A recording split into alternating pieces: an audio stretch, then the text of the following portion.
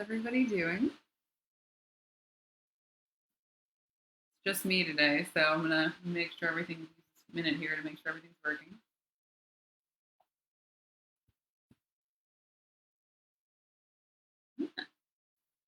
All right, so excited. Um, Welcome.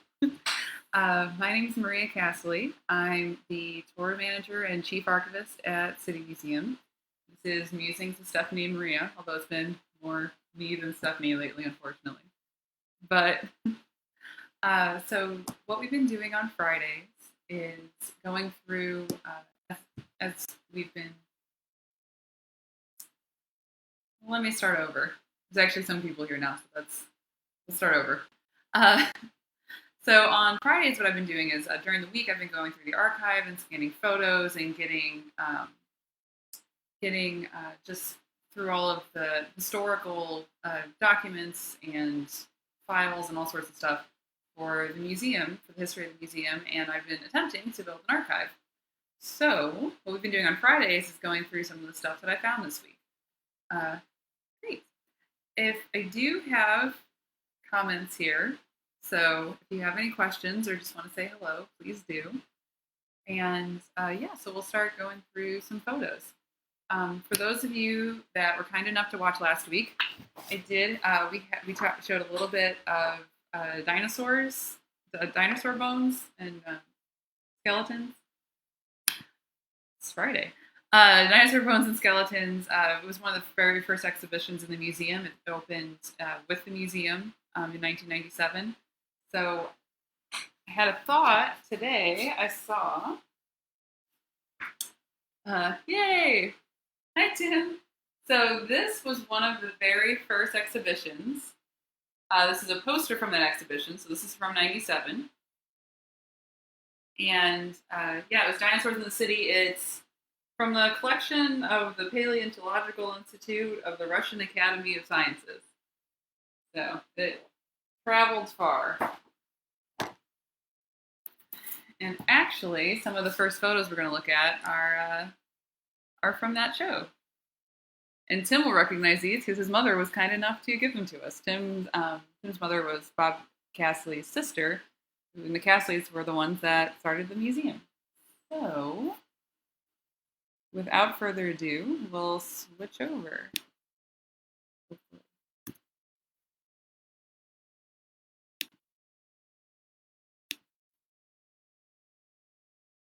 So yeah, this is the entrance to the museum. You can see you can see the front desk right over there, and our giant dinosaur. There was another one on the second floor landing. This was before the monster slide was put into place. You can see on the first floor too, behind here, there's that was sort of the first version of Toddler Town. I think it was just called Mini City at the time. Hi, Bridget. And then, for reasons that are unclear to me, I couldn't get these two on this slideshow, so skip over.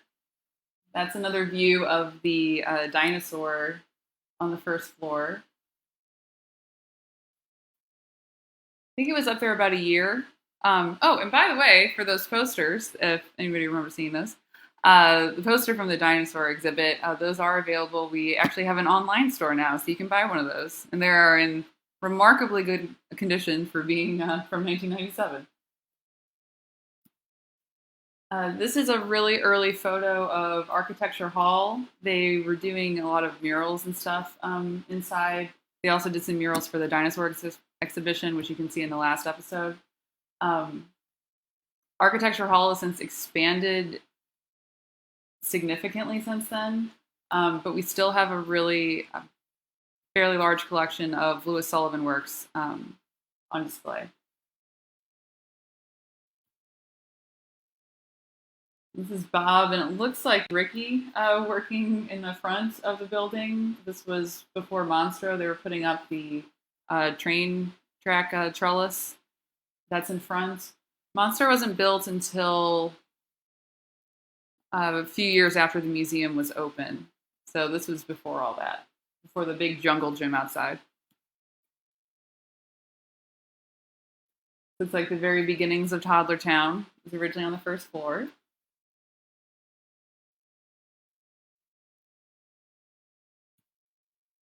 And this, I have a genuine question. So nobody that works here, even the people that were here since the beginning, know where this lamp came from.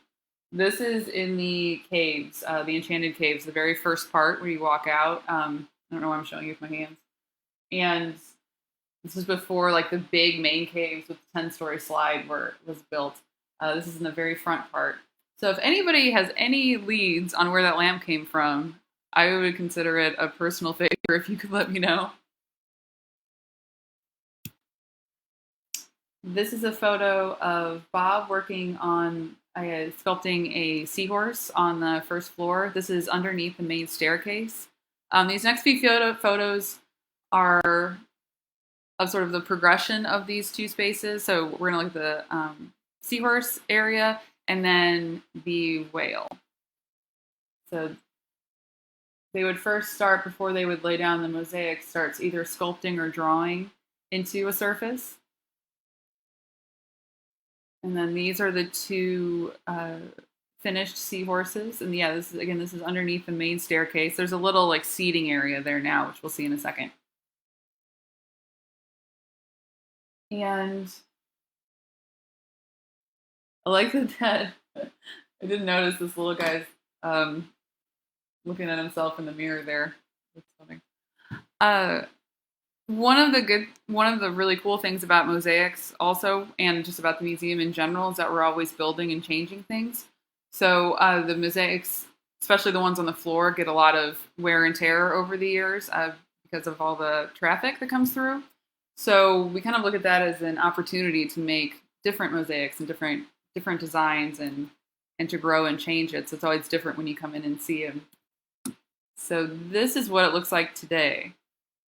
So it changed quite a bit. This is the original seahorse on the left, and then the one on the right was changed completely.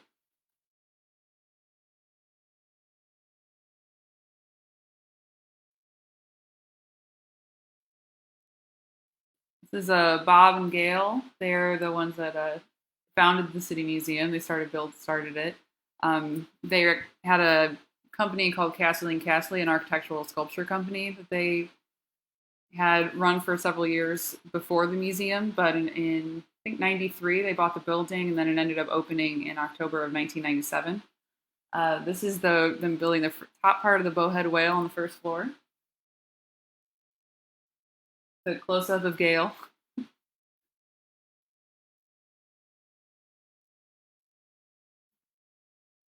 Hi, Tracy.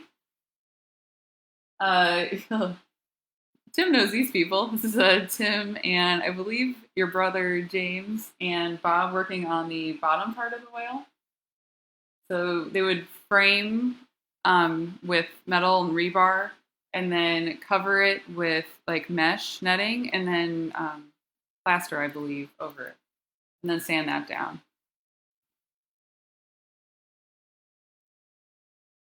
I really like this photo. I'm also biased. But got Tim, James, Bob, and then you can see kind of in the middle of James and Bob back there. That's Bob's son, Max, who's also my husband. And so, oh, good. I'm glad you like them, Susan. I love showing them. I know it's maybe not quite the same experience as walking around the museum, but this gives you a kind of an opportunity to see some things that you wouldn't normally see. So, yeah, I'm happy to show them to you. So yeah, this is another like side of the whale. This is back up by where the puking pig comes through. So using the wrong mouse. The water comes down through kind of this area back here.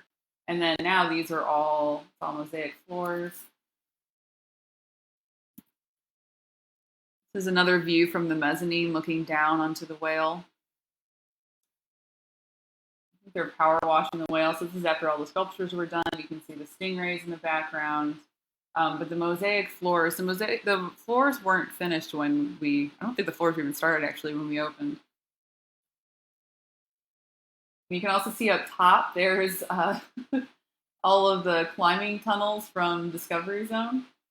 I don't know if any of you went to Discovery Zone when you were a child, but when they closed, a lot of the tunnels ended up coming here, and those tunnels are still up there. You just can't see them as clearly anymore for reasons we'll see in a moment.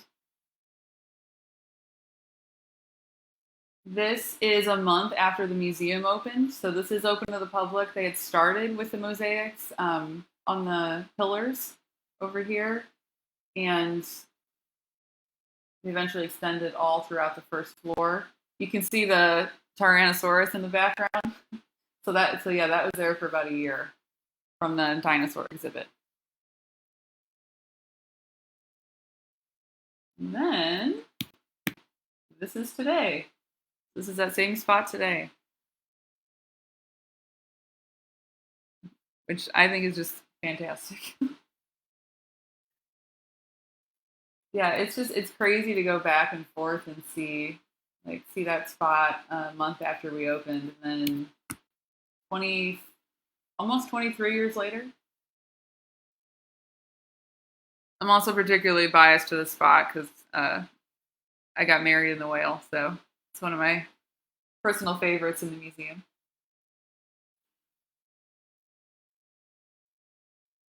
So yeah.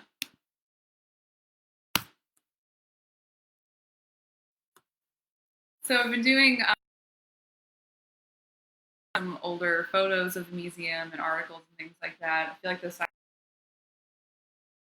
kind of interesting. I did one of those this week and seemed to work out pretty well. So I'm going to try. You're fortunate enough, thanks again, Tim, for and your mother, to because it wasn't documented in a regular fashion, which probably isn't surprising to anyone who's ever visited or worked here. So we really treasure the photos that we do have of the history of the museum. I think it's really important to see how much work was put into it and understanding kind of the context of how it was all created, which all of those things are. Sorry if the connection's really bad, by the way. It's telling me that it's not doing well, but. Um, So yeah, providing context to the buildings and showing kind of where we came from, showing some ideas on the new places that we'll be building inside the museum.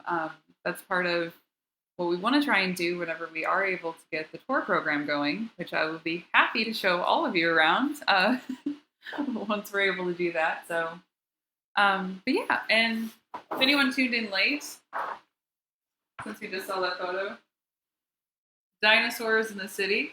This is a poster from our from the first exhibition that they had at the City Museum. It was up for about a year. It was dinosaurs.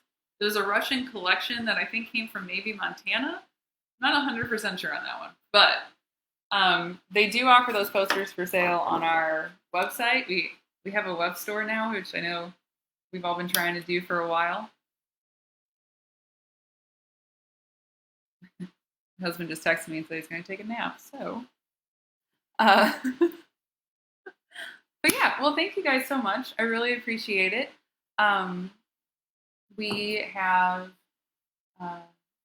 yeah, we've been doing City Museum on air. So if you go to our website, we've got some links to some other videos.